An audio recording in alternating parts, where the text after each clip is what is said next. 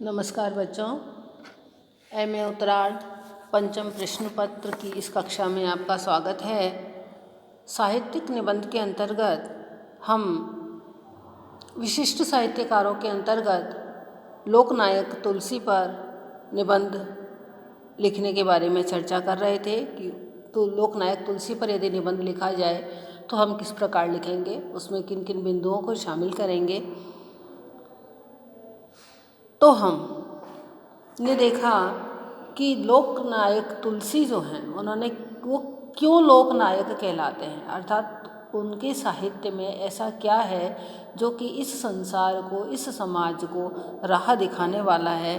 उसमें एक नायकत्व की जो भावना है वह किस प्रकार से उसमें पाई जाती है।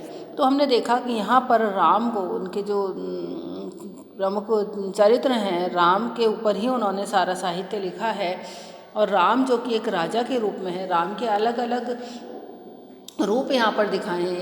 एक तपस्वी के वेश में, एक वनवासी के वेश में, एक राजा के वेश में जब राम को दिखाया है, राजा के बारे में सब बातें जब बताई हैं तो यह बताया है कि राम राज्य जो है वह क्या है कि उसके अंदर किसी को भी दैहिक, दैविक और भौतिक दुख नहीं सताता है। अर्थात किसी राजा का राज्य किस प्रकार का होना चाहिए इसके बारे में तुलसीदास ने बताया है। क्योंकि तुलसीदास के बारे में हम कह रहे हैं कि वे लोकनायक थे, लोक का नायकत्व, लोक इस पूरे संसार के नायक थे जो कि हमको सही राह दिखाते थे। उनके पीछे चला जा सकता था, उनके आदर्श पात्रों के पीछे हमको चलना चाहिए। ये सब बातें हमको इस लोकनायक तुलसी जो निबंध है इसके अंतर्गत हमको लिखने हैं। तो यहाँ पर राजा के बारे में जब उन्होंने बताया तो राजा के बारे में उनका यह मानना है कि राजा केवल त्याग का ही प्रतीक नहीं है, वह वीरता और पराक्रम का भी प्रतीक होना चाहिए, जैसे कि राम थे।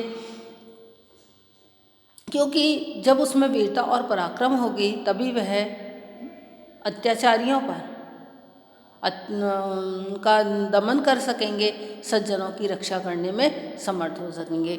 राम क्योंकि दोनों ही गुणों से संपन्न थे, तुलसी ने राजा के सामने सूर्य का आदर्श भी रखा। सूर्य जल को सोखता है और फिर वर्षा के रूप में उसी जल को सबको वापस लौटा देता है।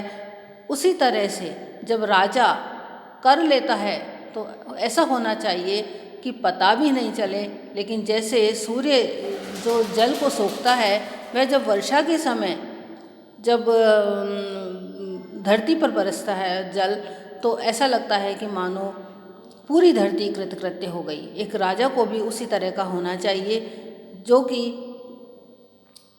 जब कर ले तो किसी के ऊपर भी ज़्यादा जोर नहीं आए, किसी को भी किसी तरह की कोई परेशानी उत्पन्न नहीं हो, लेकिन जब उस कर से लोक कल्याण के कार्य करे तो सभी कृतकृत्य हो जाएं। इसीलिए वो कहते हैं मुखिया मुख सो चाहिए, खान पान को सो एक, पालई पोषई सकल अंग तुलसी सहित विवेक। राजा को मुख के समान बनने का संकेत उन्होंने दिया है कि जैसे मुख खाता तो स्वयं है, केवल एक मुख ही है जो कि भोजन को करता है, लेकिन ऐसा नहीं है कि मुख खाता है तो केवल मुख ही पुष्ट होता है। हमारे हाथ पैर सारे ही अंग जो हैं वो उस भोजन से पुष्ट होते हैं। इसी तरह से राजा कर लेता है, लेकिन वो लोक कल्याण के कार्यों में सबके ऊपर बराबर बराबर उसे खर्च करना चाहिए। इस बात को तुलसीदास ने अपने काव्य के माध्यम से, अपने साहित्य के माध्यम से बताया है। राम राज्य का जो आदर्श उपस्थित किया है उसमें एक तंत्र, प्रजातंत्र, स्वराज्य, स्वराज्य जैसे सुंदर जो धारणाएं हैं उनका यहाँ पर समन्वय किया गया है।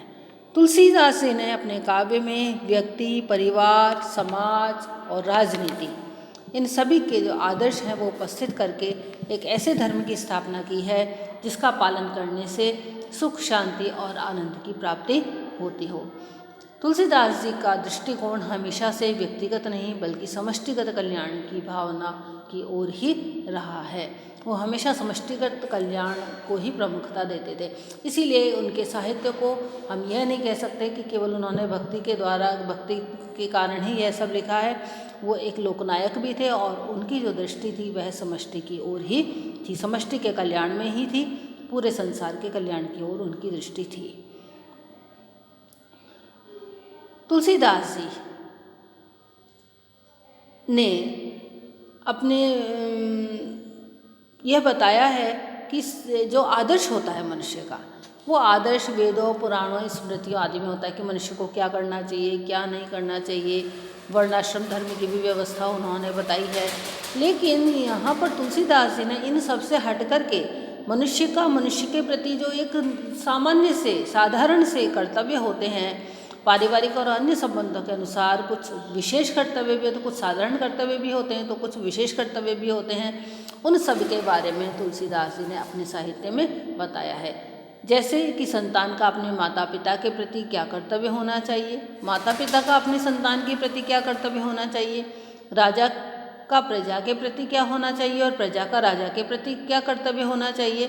इन सभी कर्तव्यों के अनुसार सामाजिक जीवन को एक आदर्श समाज बनाने के लिए जो आर्य संस्कृति में वर्णाश्रम धर्म की स्थापना की गई थी, शील, विद्या, बुद्धि और शक्ति के द्वारा समाज को श्रेणियों में बांटा था, उसके माध्यम से छोटे लोगों को बड़ों का आदर करना चाहिए, अपढ़ विद्वानों को, जो निरक्षर जनता है वे पढ़े लिखे लोगों को महत्व दे। तुलसीदास जी भी इसी व्यवस्था के, वर्णाश्रम व्यवस्था के समर्थक थे और उन्होंने जो कुछ लिखा है काव्य में, तुलसी ने पारिवारिक और सामाजिक आदर्श उपस्थित किए हैं। उन सब लोगों को अपने धर्म और कर्तव्य में वो रत देखना चाहते हैं, अर्थात जिसका जो कर्म है वह उस कर्म को पूरी तत्परता के साथ करे। वो लिखते हैं कि वर्णाश्रम निज निज धर्म निरत वेद पथ लोक। ब्राह्मण और क्षत्रियों को लोकहित के लिए, यानी दूसरों के कल्याण के लिए, अपने व्यक्तिगत सुखों का त्याग भी करना पड़ता है और उन्हें त्याग करना चाहिए। और उनका यह मानना है कि शूद्रों और वैश्यों के बजाय ब्राह्मणों का और क्षत्रियों का कर्तव्य कठिन है। तुलसीदास जी कभी भी ये नहीं चाहते थे कि जो छोटे लोग हैं, जो शूद्र हैं, वो तो दुख पाएं और बड़े लोग सुख में जीवन व्यतीत करें। इसीलिए उन्होंने ब्राह्मणों के और क्षत्रियों के कर्तव्यों में ये बताया है कि उनके कर्तव्य कठिन है और उन्हें अपने कठिन कर्तव्यों का निर्वहन करना ही चाहिए। और उसी कठिन कर्तव्य का निर्वहन करने के लिए राम वन को गए थे। राम ने राक्षसों का दमन किया था और बड़े बड़े बहुत से कार्य किए थे। सीता का त्याग तक कर दिया था, क्योंकि एक राजा को, एक क्षत्रिय भी थे और राजा भी थे, राजा का कर्तव्य तो और भी ऊंचा है। यानी एक साधारण मनुष्य को जितने अधिकार प्राप्त हैं, एक तरह से तुलसीदास ने यह भी बताया है कि राम क्योंकि कोई साधारण राजा नहीं थे और राजा होने के कारण उनके कर्तव्य और भी महान थे, और उस महान कर्तव्य का निर्वहन करने के लिए ही उन्होंने सीता तक का, अपनी पत्नी सीता तक का त्याग कर दिया था। कई लोगों का तुलसीदास जी पर यह आरोप है कि तुलसीदास जी ब्राह्मणों को महत्व देते थे। माना कि तुलसीदास जी कट्टर मर्यादावादी थे और वो ये समझते थे कि मर्यादा का त्याग करना समाज के लिए हितकारी नहीं है। वो वर्ण विभाग को केवल कर्म विभाग ही नहीं, भाव विभाग भी समझते थे। अर्थात जो वर्ण व्यवस्था है वो केवल कर्म के माध्यम से ही नहीं, जो भी कर्म कर रहा है उसके कर्म को कोई भी हे दृष्टि से नहीं देखे और उसके प्रति सम्मान का भाव रखे।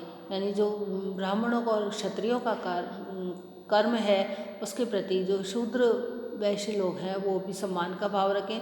शूद्र जो हैं वो वैश्य, क्षत्रिय और ब्राह्मणों के कार्य को सम्मान की दृष्टि से देखें। तो ब्राह्मण, क्षत्रिय और वैश्यों में भी ये भावना होनी चाहिए कि वो शूद्रों के प्रति स्नेह रखें।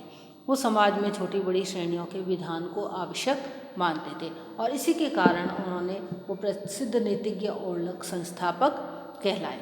उन्होंने कहा भी है, पतितो अपि द्विजः श्रेष्ठो न च शूद्रो जितेंद्रिय है। यानी चाहे द्विज श्रेष्ठ है, श्रेष्ठ ना हो तो भी वह श्रेष्ठ है, चाहे वह पतित है तो भी वह श्रेष्ठ है, और शूद्र चाहे जितेंद्रिय है तो भी वह पूज्य नहीं है। इस बात को कह करके लोगों ने उनके ऊपर, इस बात को लेकर के लोगों ने उनके ऊपर आक्षेप लगाए, लेकिन ऐसा बिल्कुल भी सही नहीं है, क्योंकि उन्होंने जैसे काकभूषणी है उनके मुख से शूद्र जन्म की बात कहला करके भी जाति पाति के भेद को नष्ट कर दिया कि एक बार हरि मंदिर जपत रहूँ शिव नाम, निशूद्र के द्वारा भी उन्होंने भक्ति की बात बताई है।